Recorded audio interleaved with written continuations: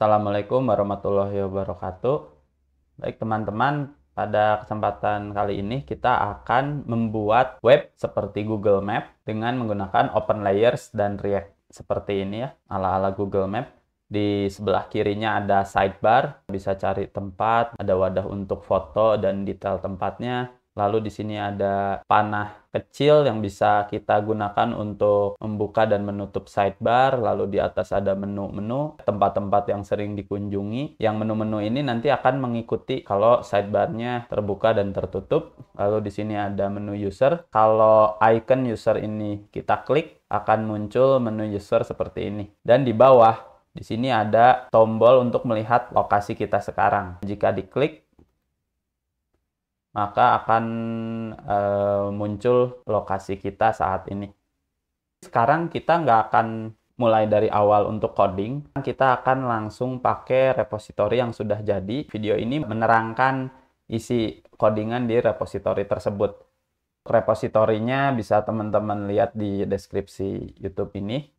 Sekarang kita akan pakai repository ini dengan cara git clone. Teman-teman harus install git dulu ya. Dan di sini kita clone projectnya dengan git clone.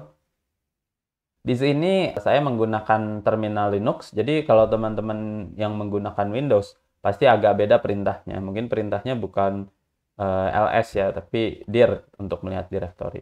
Lalu kita masuk ke directory OpenLayers React-nya. Project-nya sudah jadi ya. Di sini teman-teman hanya clone.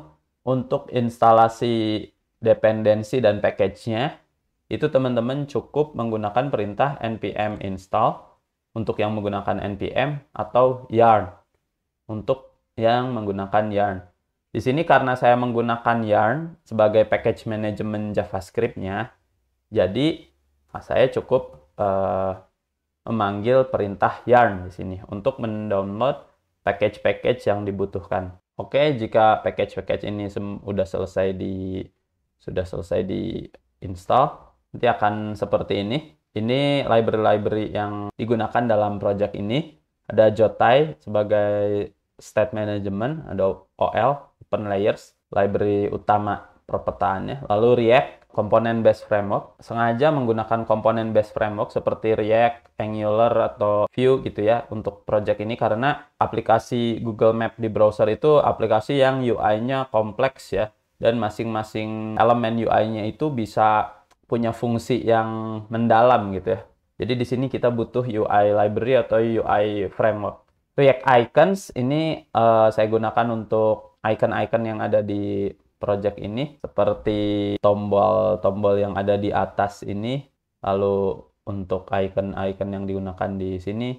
Di dalam package.json kita juga menggunakan Emotion React library agar kita bisa menuliskan CSS di dalam JSX ya. Karena React ini menggunakan komponen JSX dan kita ingin menulis style langsung di komponen JSX-nya dengan cara yang lebih mudah, maka kita menggunakan Emotion React.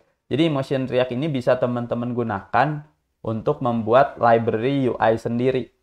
Jadi di sini daripada pakai material UI atau React Bootstrap, ya udah kita masih mending kita bikin aja library UI sendiri gitu ya dengan Emotion React agar bisa lebih customize, bisa sesuai benar-benar disesuaikan dengan kebutuhan kita ya.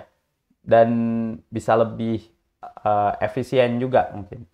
Oke, jadi seperti ini isi package.json-nya. Jika sudah selesai proses yarn, setelah dependensinya semua diinstal, teman-teman panggil yarn start untuk menjalankan server development dari aplikasi React ini. Jika sudah jalan seperti ini, saya jalan di localhost port 3000, teman-teman bisa buka browser localhost 3000. Jadi seperti itu ya stepnya. 1. Clone project-nya. 2. Jalankan perintah yarn atau npm install untuk menginstal dependensi-dependensinya. Lalu yang ketiga adalah yarn start atau kalau yang pakai npm berarti npm start. Setelah itu teman-teman bisa punya tampilan seperti ini yang sudah bisa langsung digunakan. Sekarang kita akan bahas tentang codingnya. Coding seperti apa sih yang dibuat di sini untuk membuat tampilan seperti ini? Kita masuk ke jendela coding. Di sini untuk editornya saya pakai NeoVim yang sudah dimodifikasi. Jika teman-teman ingin coba settingan NeoVim seperti saya, teman-teman bisa buka juga, linknya ada di deskripsi. NeoVim untuk project-project JavaScript, TypeScript, dan Python. Oke, selanjutnya di sini saya membuat satu file yang namanya konfigurasi Atom. Di sini saya menggunakan Jotai library untuk state management atau variabel-variabel yang terus kita pantau yang bisa digunakan oleh setiap komponen. Di sini saya menggunakan Jotai untuk membuat konfigurasi dari UI-nya. Nama variabelnya konfigurasi Atom, di mana di dalam konfigurasi Atom ini ada variabel buka menu pinggir dan buka menu user. Buka menu pinggir dan buka menu user ini akan digunakan untuk menangani menu pinggir, ini menu user. Jadi state buka menu pinggir dan buka menu user itu menunjukkan kondisi menu pinggirnya terbuka atau tidak, menu usernya terbuka atau tidak. Konfigurasi Atom ini akan diimport oleh elemen-elemen yang butuh mengelola atau memanipulasi konfigurasi dari aplikasi. Untuk index.js-nya saya tidak rubah banyak, hanya menghilangkan CSS. Untuk app.js-nya saya menggunakan global dari Emotion React, komponen yang bisa memanipulasi atau mengubah style keseluruhan dari dokumen. Jadi di sini ceritanya saya mengubah style dari HTML dan dari body. Selanjutnya di sini saya membuat 5 komponen utama, yaitu peta, menu atas, menu pinggir, menu user, dan menu bawah. Disimpan di folder komponen. Peta itu merepresentasikan peta yang di belakang ini, yang nanti kita akan isi dengan objek peta dari OpenLayers. Lalu selanjutnya komponen menu atas, menu yang ada di sini ya, shortcut tempat-tempat yang sering dikunjungi. Selanjutnya menu pinggir, ini sidebar tadi yang bisa dibuka tutup ya, menggunakan panah di sini. Nah, di sini. Menu user itu yang ada yang kalau diklik ini muncul menu user seperti ini. Lalu selanjutnya ada menu bawah, tombol lokasi saya sekarang. Komponen menu bawah akan mewadahi elemen-elemen UI yang ada di bagian bawah. Jika kita lihat codingannya ke dalam, di sini ada 5 komponen. Peta ada di paling belakang, lalu di depannya ada menu atas, menu pinggir, menu user, dan menu bawah. Selanjutnya saya bikin folder yang namanya map. Strategi kita menggabungkan OpenLayers dan React itu dengan memanfaatkan struktur codingan yang memisahkan objek-objek OpenLayers dengan komponen-komponen React-nya. Jadi di sini pendefinisian objek-objek OpenLayers saya lakukan di file yang terpisah. Di sini ada map.jsx dan layer.jsx. Di sini untuk map.jsx saya gunakan untuk membuat objek map. Objek map ini objek utama dari OpenLayers yang akan mewadahi seluruh peta, layers yang di dalamnya ada the features gitu. Jadi ini objek utama kita. Objek dari kelas map. Dimana di sini saya definisikan targetnya undefined dulu. View-nya secara default ini titik tengahnya itu, titik pusatnya itu Jawa Barat. Lalu di sini ada layers.jsx. Isinya adalah layer-layer yang akan digunakan di dalam aplikasi. Dalam aplikasi ini ada layer peta dasar dan ada layer lokasi sekarang. Jadi jika lihat di sini kita hanya menggunakan 2 buah layer untuk OpenLayers-nya. Layer peta dasar jenisnya tile layer agar dia bisa menampilkan image dari peta seperti yang ada di belakang saya ini. Jadi di dalam layer peta dasar itu ada source OpenStreetMap layer, di mana jenis layernya adalah tile layer atau layer untuk gambar. Untuk lokasi saya sekarang, kita akan gunakan vector layer. Sumber dari layer ini kita akan gunakan pencatatan GPS lokasi saya saat ini. Style lokasi saya sekarang itu untuk memberi style terhadap titik ini, warnanya hijau tua, emerald gitu ya, ada border warna putihnya. Kelas yang bertanggung jawab untuk membuat style di OpenLayers itu style. Lalu kita membuat image. Image-nya itu didapat dari OL style circle. Jadi objeknya ini objek berbentuk lingkaran, radiusnya berapa, fill atau warnanya apa, lalu stroke atau bordernya warna apa ya. Selanjutnya kita membuat objek feature. Objek feature ini yang merepresentasikan tiap satuan data dari sebuah layer. Misalnya kalau di Jawa Barat ada 27 kabupaten kota, maka layer kabupaten kota ini akan punya 27 feature. Feature ini adalah item satuan data. Nah, di sini feature-nya dikasih geometri, geometrinya point. Artinya satuan data feature lokasi sekarang itu tuh datanya data point dan isinya cuman punya satu item data, yaitu data posisi kita sekarang aja. Selanjutnya kita buat vector layer yang sumbernya itu dari vector source. Di mana vector source ini, features-nya itu didapat dari features lokasi sekarang yang tadi dibuat. Selanjutnya adalah pendefinisian objek geolocation. Objek geolocation ini di dalamnya ada interaksi dengan API geolocation dari browser. Ini ada opsi trackingnya, lalu di sini kita tentukan projection dari geolocation-nya dan kita set trackingnya true agar dia bisa mulai men-track posisi. Selanjutnya kita lihat dari sisi komponen. Di dalam komponen ini ada menu atas, ada menu bawah, menu pinggir, menu user, peta, dan template. Template ini mungkin hanya template untuk memudahkan saja kalau mau buat komponen baru. Di sini komponen utamanya adalah yang peta ini dulu, karena peta ini menampung isian peta OpenLayers-nya. Jika dibuka, maka di sini peta ini komponennya isinya div yang menggunakan atribut ref untuk menunjukkan referensi. Di sini kita menggunakan useRef. Objek peta ref ini akan menampung objek elemen HTML div ini. Tujuannya kita menggunakan useRef ini agar kita bisa menghubungkan antara objek map dari OpenLayers dengan elemen HTML yang akan mewadahi objek map dari OpenLayers ini. Kita menggunakan useEffect untuk memantau isi dari peta ref. Jadi jika peta ref sudah terhubung dengan div peta ini, maka nilai peta ref ini kan akan berubah, jadi akan ada isinya. Jadi sebelumnya peta ref ini isinya null, tapi ketika tampilan dari div ini sudah di-render oleh browser, maka peta ref ini akan berisi tautan ke elemen div ini. Kita pantau variabel peta ref ini. Jika peta ref-nya sudah terhubung dengan div ini, sehingga isinya tidak null, maka mapnya kita set, targetnya itu adalah elemen div yang akan digunakan untuk penampung peta.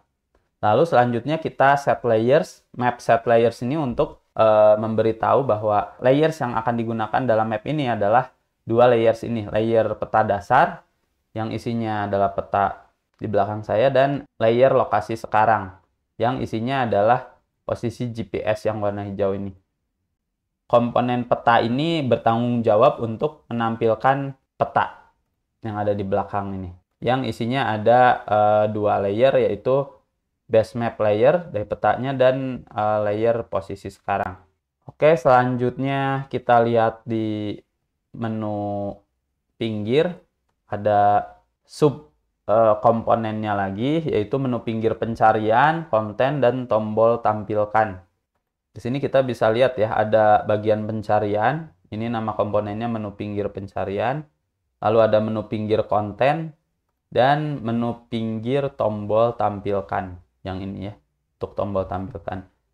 Di sini untuk yang menu pinggir pencarian dan konten mungkin nggak akan dibahas ya, teman-teman. Ini bisa langsung improvisasi aja, simpen apa aja di sini gitu. Yang kita bahas adalah menu pinggir tombol tampilkan. Menu pinggir tombol tampilkan ini di dalam komponennya kita akan buat state konfigurasi. Nah ini ya, jadi ini menu pinggir tombol tampilkan. Jadi kita ingin ketika menu ini diklik, nah konfigurasinya itu berubah. Ketika dia posisinya sedang terbuka, maka jika diklik, maka dia akan merubah state buka menu pinggirnya menjadi false. Jadi jika kondisi awalnya buka menu pinggir true, ini posisi terbuka. Ketika buka menu pinggirnya true dan kita klik tombol ini, maka kondisi buka menu pinggirnya akan menjadi false. Ketika buka menu pinggirnya false, maka posisi sidebar ini akan ke sebelah kiri ya, akan pindah ke sebelah kiri. Di sini ada konfigurasi CSS left. Kita lihat ya leftnya. Jadi leftnya kalau konfigurasi buka menu pinggirnya true, maka leftnya ini akan 0. 0 itu artinya posisi paling kiri dari elemen sidebar ini ada di X sama dengan 0 ya. Ada di titik ini X sama dengan 0. Tapi ketika konfigurasi buka menu pinggirnya sama dengan false, berarti kan si menu pinggir ini harus masuk ke dalam gitu ya. Jadi di sini leftnya jadi minus 360. Ada keterkaitan antara elemen menu pinggir dan elemen menu pinggir tombol tampilkan. Karena menu pinggir tombol tampilkan ini, kalau diklik, dia akan mengubah state konfigurasi buka menu pinggir tadi. Seperti itu. Dan di sini bisa kita lihat ya, si panahnya berubah dari panah kanan jadi panah kiri. Jika panah ini diklik, ini kan panah ke kiri. Nah, jika ini sedang posisi false, maka panahnya berubah jadi panah kanan. Itu kita mainkan state dan icons-nya. Oke, selanjutnya kita lakukan hal yang sama terhadap menu atas. Di menu atas ini ada dua bagian. Menu atas aneka tombol dan menu atas tombol user. Menu atas aneka tombol ini yang ini ya, ada laptopan, perpus, tidur, makan, alam, ATM. Menu atas tombol user ini yang ada di sebelah kanan ini, tombol user. Nah, sekarang kita konfigurasi menu atas aneka tombol untuk yang ini ya, bagian tombol-tombol kecil ini. Nah, ini di sini menu atas aneka tombol, dia meload konfigurasi global seperti tadi, karena tadi di konfigurasi global kita juga menuliskan buka menu user ya dan buka menu pinggir. Kenapa kita menggunakan konfigurasi buka menu user dan buka menu pinggir? Karena di menu atas ini, menu ini dan menu user ini, dia terpengaruh dua konfigurasi tadi. Kalau buka menu pinggirnya false, maka bisa dilihat di sini menu atasnya mengikut ya, ikut ke pinggir gitu. Jika buka menu pinggirnya true, si menu atasnya juga ikut bergeser. Jadi untuk mengontrol geser-gesernya menu atas, kita gunakan konfigurasi atom buka menu pinggir. Jika buka menu pinggir, jika menu pinggirnya terbuka, maka padding left dari menu atas ini, nah ini ya, jika konfigurasi buka menu pinggirnya true, maka padding left yang ada di atas ini jadinya 360. Mengikuti lebar dari sidebarnya 360 pixel. Jika konfigurasi buka menu pinggirnya sama dengan false, false seperti ini, maka padding left-nya menjadi 0. Seperti ini. Oke, selanjutnya untuk tombol user kita menggunakan kembali state konfigurasi tadi. Yang akan kita gunakan adalah konfigurasi buka menu user. Jika buka menu usernya true, maka muncul menu user seperti ini. Dan jika buka menu usernya false, maka menu usernya akan hilang. On click ya, jadi jika tombol usernya diklik, maka value dari buka menu usernya akan berubah menjadi kebalikan dari kondisi buka menu user saat ini. Jadi kalau kondisi buka menu usernya sekarang true, maka ketika diklik tombol buka menu usernya, maka dia akan menjadi false. Jika kondisinya false seperti sekarang, maka jika diklik kondisinya akan menjadi true. Tampilan yang bertanggung jawab untuk memunculkan menu user atau tidak itu ada di menu user ini ya. Jadi menu user ini, komponen menu user ini isinya adalah tampilan dari menu user yang kotak tadi. Nah, yang kotak ini. Jadi komponen yang kotak ini, nama komponennya adalah komponen menu user. Di mana komponen menu user ini, opacity-nya akan 1, akan ditampilkan jika buka menu usernya true. Tapi jika buka menu usernya false, maka tidak akan ditampilkan. Oke, selanjutnya ada komponen menu bawah, di mana komponen menu bawah ini merepresentasikan tombol-tombol yang ada di sebelah bawah ini. Dan mungkin di contoh ini hanya ada satu tombol, lokasi saya sekarang. Nah, ini lokasi saya sekarang. Ini ada stylenya. Dan di sini eventnya itu ketika dia diklik. Jadi ketika tombol lokasi saya sekarang diklik, ketika tombol ini diklik, petanya akan otomatis zoom ke posisi kita saat ini. Feature dari layer posisi saya sekarang itu akan bergeser ke posisi kita saat ini sesuai GPS. Teman-teman bisa lihat skripnya di sini ya, di skripnya. Kita ambil koordinat. Jadi ketika kita klik tombol posisi saya sekarang, kita ambil koordinat dari objek geolocation yang kita sudah dapat dari open layers ya, yang kita simpen di script layers ini. Di layers ini kita buat objek geolocation yang objek ini tuh punya tanggung jawab mendapatkan posisi kita saat ini. Oke, selanjutnya tadi balik ke menu bawah. Feature lokasi sekarang, set geometry, set coordinates. Jadi di sini kita mendapatkan koordinat dulu dari API geolocation-nya browser. Setelah koordinat saat ini kita dapetin, setelah kita dapat nih posisi kita ada di mana, sekarang kita ubah feature lokasi sekarang. Feature lokasi sekarang itu item data dari layer lokasi sekarang, yang isinya itu adalah poin, tampilan poin ya, yang menandakan lokasi kita saat ini. Jadi di sini kita update koordinat dari poinnya. Kalau sebelumnya kan ketika awal lokasi dari poin ini masih 0,0. Latitude longitude-nya 0,0. Tapi setelah kita update dengan posisi GPS terbaru, maka si poin ini lokasinya akan pindah ke titik sesuai GPS.